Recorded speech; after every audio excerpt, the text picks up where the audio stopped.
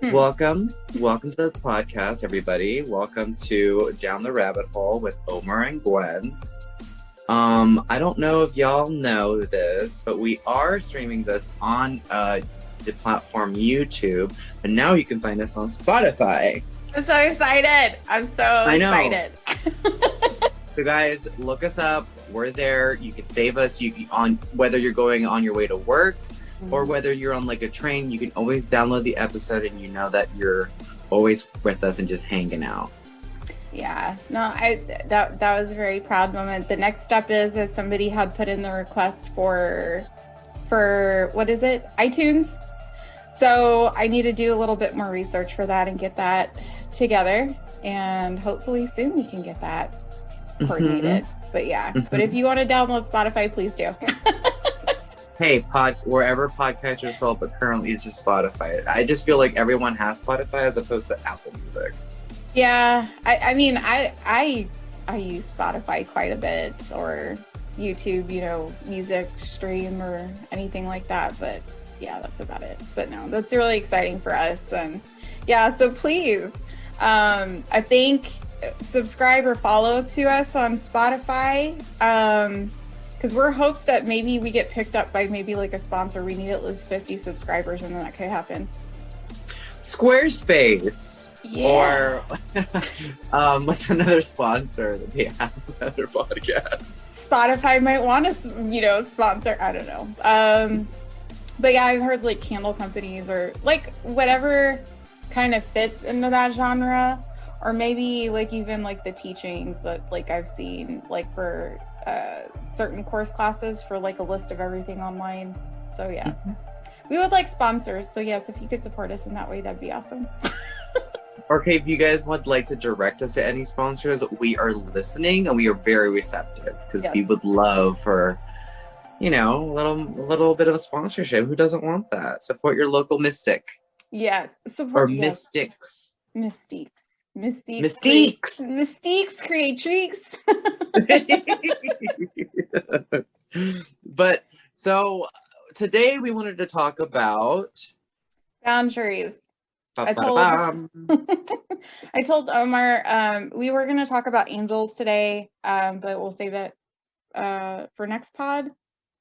And I kind of feel like that's what's been coming up a lot lately. And I know that sounds like super mundane, but talking about boundaries, like still in the mundane sense of everyday life, and also in the magical sense and how important it is, because Omar and I, we've talked about like how important it is, like for he and I being healers, we are readers. There's a lot of people that are healers in the spiritual community, and how important it is, because if we don't set those boundaries, like our cup is not going to be full. And a lot of times, like for empaths, everybody can be empathic.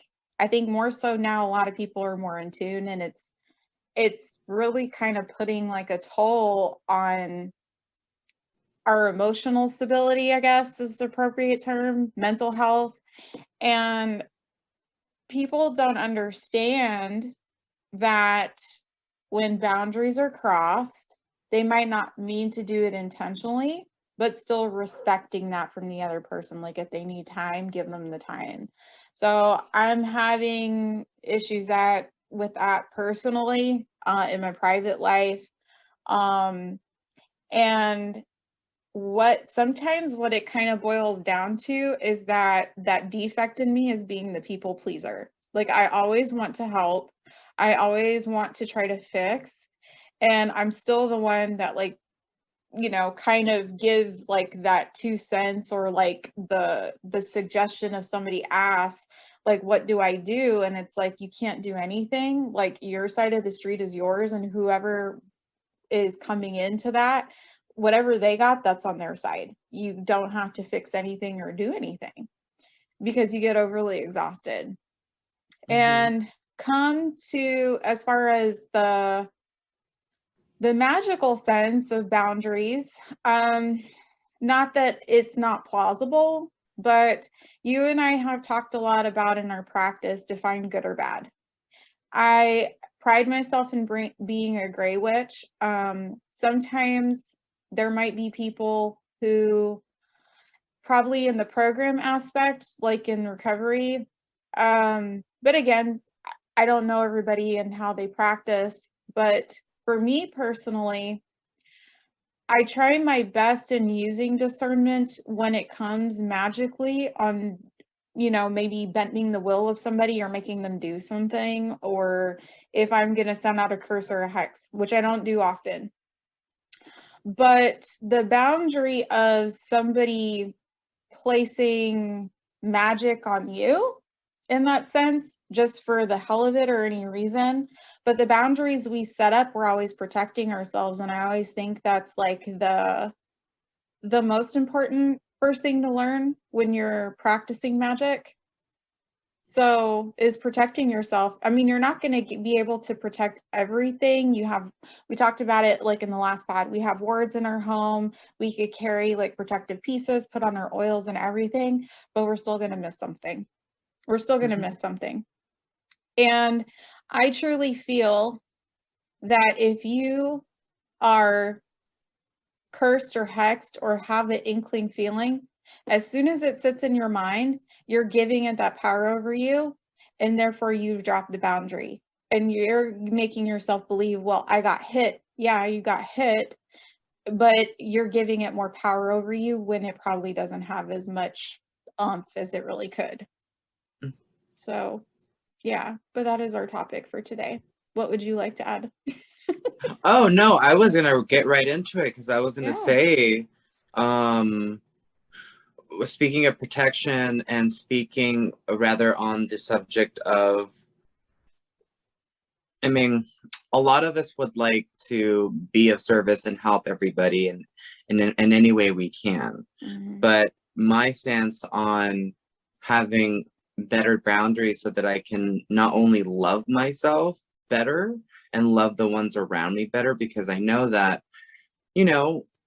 we want to rescue sometimes. You want to be able to like be there for someone. We want to be dependable. We want to be these people that, not that we're all superheroes and we we do it for the acknowledgement, but rather just to lessen the pain and suffering on somebody else. But when it really comes down to it being really serious, is that like sometimes we often cross our own boundaries and allow others to keep doing that and keep doing that and keep doing that. And we're not respecting ourselves as much as we would like to believe. And we're not also allowing others to also grow in their own, in their own spiritual path or even with their own boundaries, and no one's calling it out. And sometimes it's very important to tell and have an open conversation with love and understanding and compassion, knowing that like, hey, you know what, that like this really hurts me when you actually cross this boundary, because although I may not express how it feels, and although it's not that I don't love you any less, it's just that I have to love myself a little more, because it all, at the same time, it all stems from some place.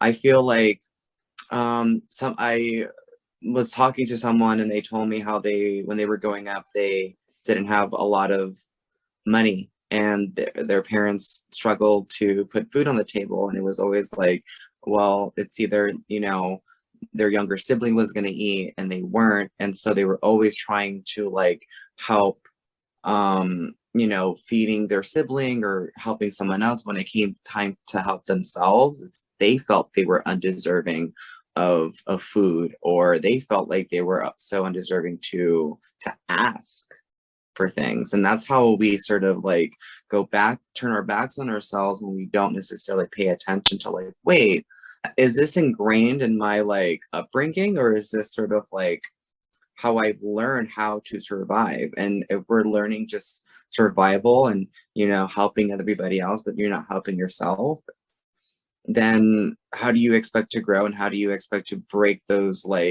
cycles of boundaries? Yeah.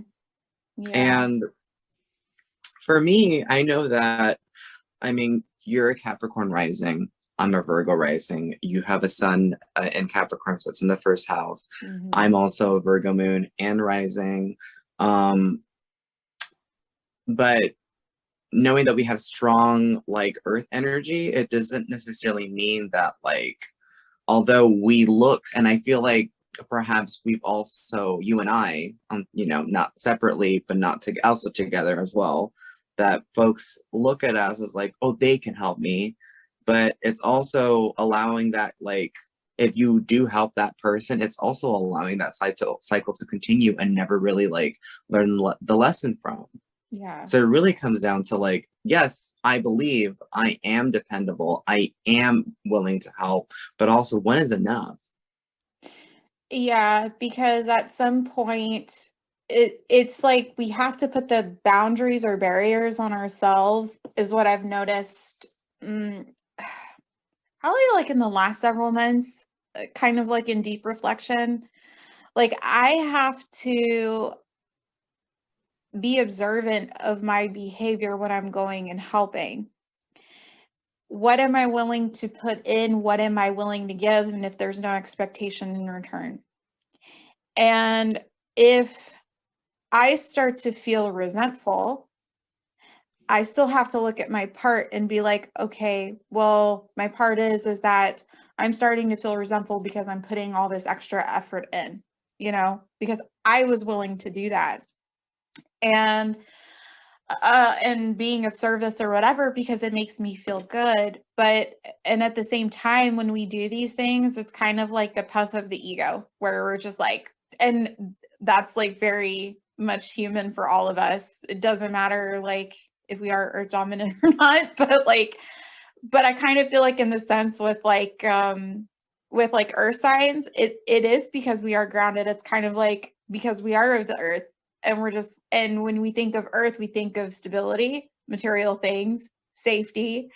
And so it's like, this makes me feel good. Like I did a job well done. And it's like, so we keep doing it to feed the ego. But then at some point, it's kind of like there's something screaming like, you've done way too much. If you're thinking this person's being ungrateful or they're just expecting you to do it, I still have to like go back and reflect and being like, crap, I let one of my boundaries down. You know what I mean? And overexerting. And I do that all the time. And it's a slippery slope, and it kind of falls back as maybe like in a magical sense too, like that's still protection. It's kind of like you're still going to miss something. Maybe it's a family member that you just love them to pieces, and so they ask, and so it's just like, well, I love the crap out of this person, yes, I'm going to do it. But that you have so much on your plate that it's like, why did I just let my guard down and just say no?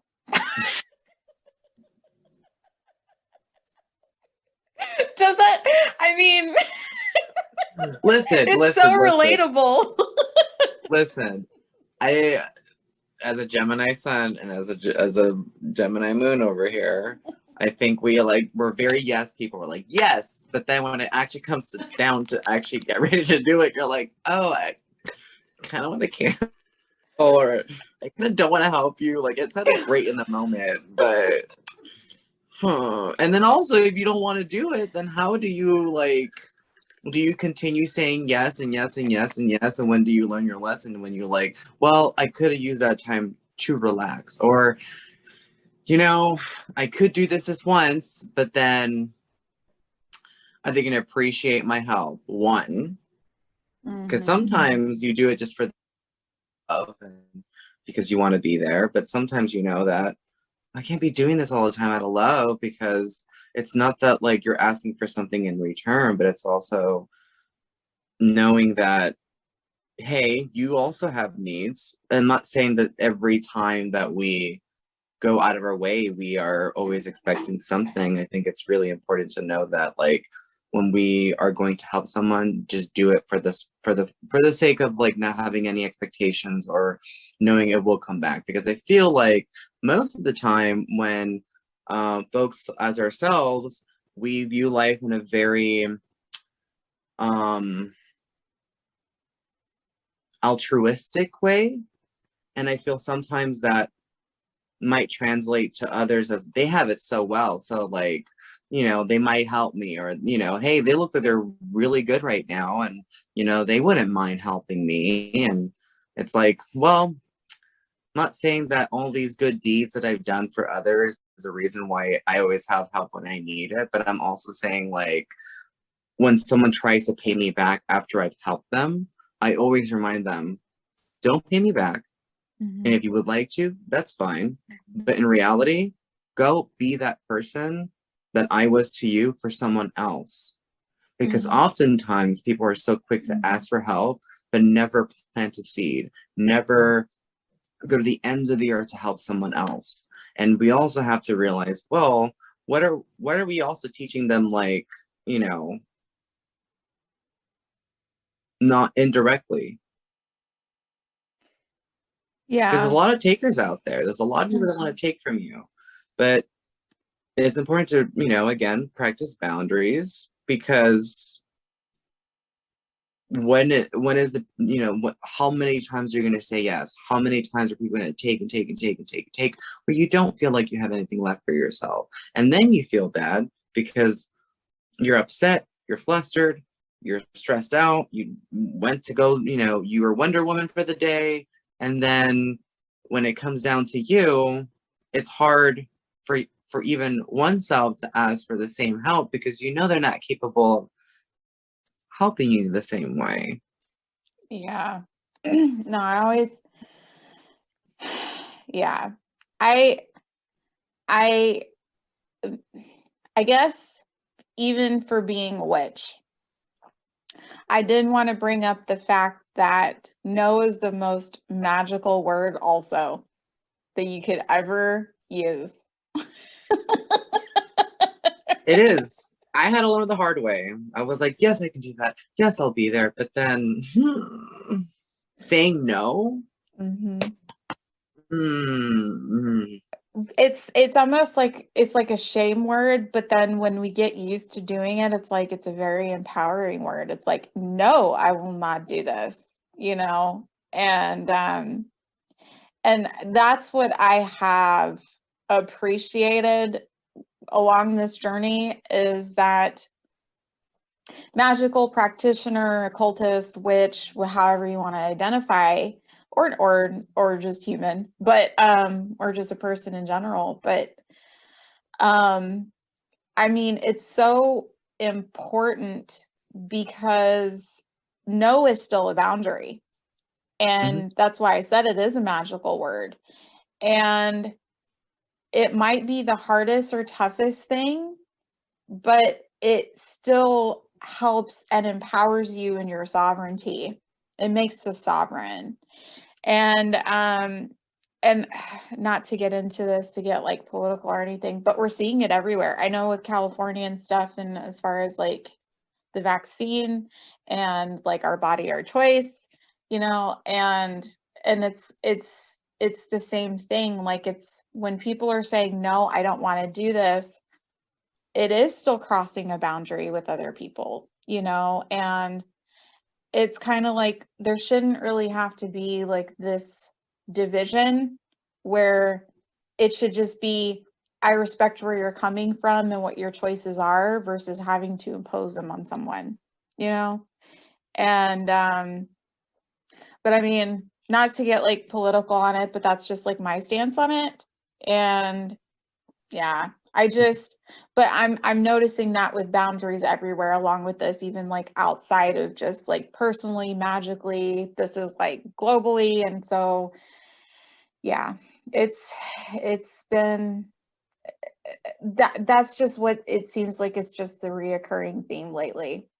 And like, I don't know. I mean, I guess it's kind of like helping me vent this out a little bit with just like with family stuff and stuff that I've got going on here. And then, and then when I was looking at my magical workings, I was like, this is for me, as far as witch perspective, this is what empowers me to feel like I have some sort of set of control and where I can maybe control and manipulate the current circumstances with what I know, that with what I have and what I got, and calling on assistance and knowing that I am strong enough powerfully to do this for me. And so say if I am putting up protections for myself, which I do all the time, it is to ensure that if there's somebody who's trying to take energy from me, energy vampires or anything like that, that I'm not really losing anything in the process. And so, and that's why it's just so important. But it was the thing that was getting to me as far as the magical sense is people just doing, you know, I mean, granted, if you send evil eye to somebody, it's just kind of like, hey, I like that shirt. There, people will say there's like that sense of envy behind it. And because sometimes people do like the things that you got and they want to get it too. And so it's kind of, they're not trying to get evil eye, but they still are. So that's one, that's one thing. You can't really protect yourself unless you're wearing evil eye or whatever, or returning the sender. But there are a lot of people that are of malicious intent, and they could want just to try to do things just to screw with you and cross a boundary. Sorry. But, oh no, you're fine. But what? I want you to finish. I was on Twitter yesterday. Yeah. And Astro Twitter was like exploding because Beyonce was talking about how she was a Virgo. And it's kind of tying to what we're talking about. And I related because I was just like, I do that. Let me see if I can find the quote for you, because I wanna read it to you. Oh yes, please do. Please do. She said, "Those who don't know me and have never met me might interpret that as being closed off." Hold on. Those who don't know me and have never met me might interpret that as being closed off. Trust. The reason these folks don't see certain things about me is because my Virgo ass does not want them to see it. It's not because it doesn't exist.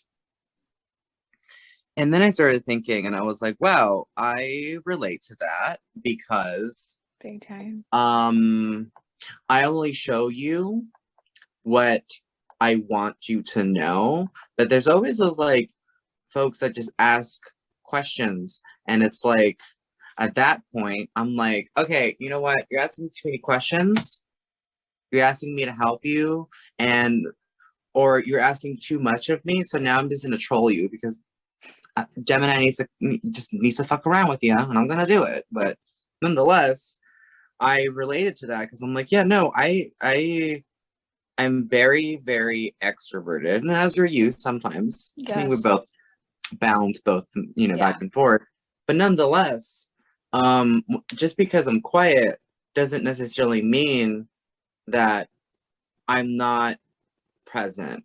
I'm just protecting myself because I don't want to be approached. I don't want to help you.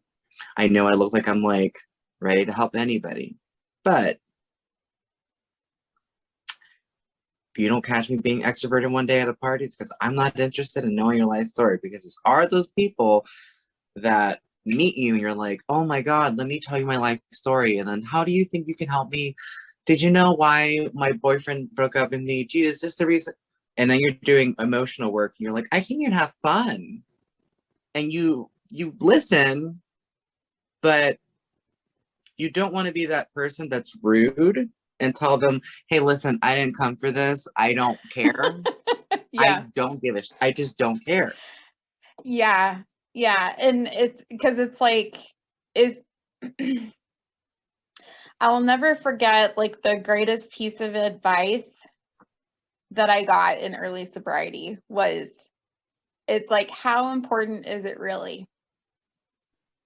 Because if I'm gonna be, and it's even like with stuff going on in my life, it applies to everybody. And it's like, if I'm going to let one little thing or whatever this is, like control every single aspect of my life, whether it's like a resentment or something happened or somebody said something or this person's doing something to me, I'm giving power away. I'm giving it the control over me. And when it's kind of like I could be putting the energy and time into something else or doing something of betterment for myself, learning something for myself or whatever, instead of and reclaiming the empowerment back. And the first thing, if I'm going to give power over that situation, I drop the boundary and then I'm defenseless. Like I can't do a single thing about it. You know what I mean? And there's no way I can fix it. So it automatically puts me like in a vulnerable position. So again, that still applies to mundane and it still applies magically. And there was something else that I was going to say, but it'll come back. I can't remember. But anyhow, but I loved what you were saying. But yes, definitely. Oh, I got it back now. Thank you. It was the Beyonce moment. I have been feeling like I'm in a place right now, and I've talked to you about this like offline, but how I feel like this is like a new person that I'm trying to get to know. And yes, there's times where I feel very off-putting and people might sense that for me, but it's like, you're right. I don't want you reading my energy. I don't know what you're going to do with my business. And that is me putting defenses up. And if you don't like it or accept those boundaries, like that's not my problem. No, I agree. I agree. Yeah. No, I agree, because I feel like the more that we rise in our own sovereignty, and the more that we rise spiritually, emotionally, and we choose to tackle on our own things, I feel like we already set a boundary with everyone else as to like, listen, I love you, but I really love myself more.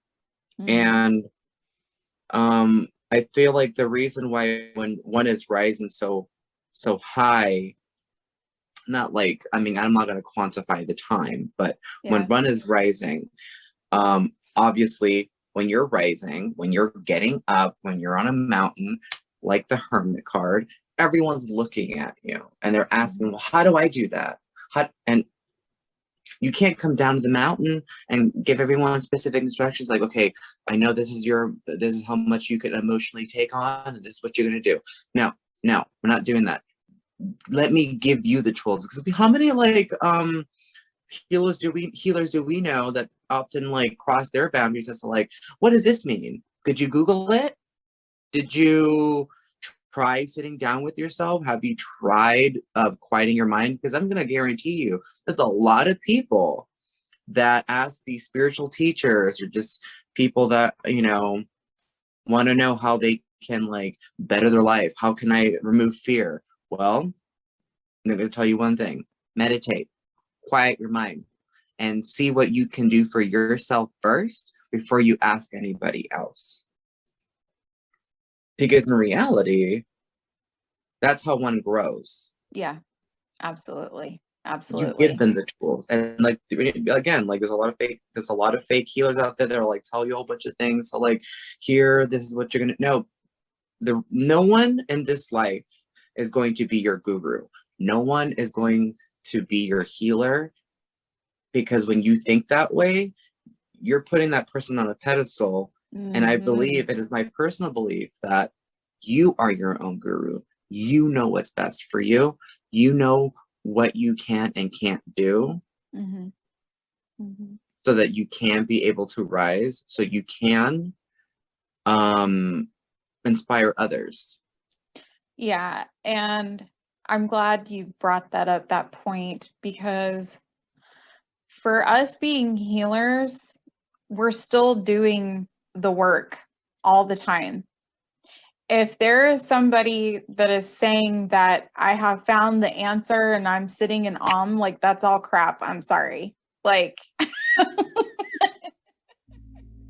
they don't have to do the work anymore and be done. No, there's always things that we are always having to look at ourselves and work on.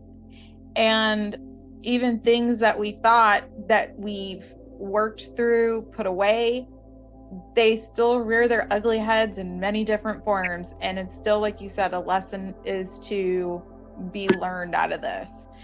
And